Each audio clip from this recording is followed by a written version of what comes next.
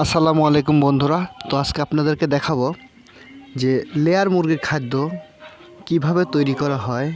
তো দেখতে পাচ্ছেন যে এনারা মাথায় করে ভুট্টার বস্তা নিয়ে যাচ্ছেন, এটাকে কাটিং করার জন্য মেশিনে নিয়ে যাচ্ছে।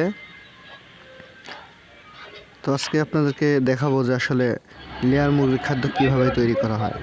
এই যে কনসালটেড, নিউ হোপ কোম্পানির কনসালটেড এখন মিক্সার মেশিনে দেওয়া হচ্ছে, আর এখান থেকেই লেয়ার মুরগির খাদ্য তৈরি করবে এনারা। তো বন্ধুরা, যদি আপনারা ভিডিওটি যদি প্রথমে দেখে থাকেন, অবশ্যই প্রথমে আপনারা চ্যানেলটিকে সাবস্ক্রাইব করবেন, লাইক কমেন্ট করবেন, শেয়ার করবেন।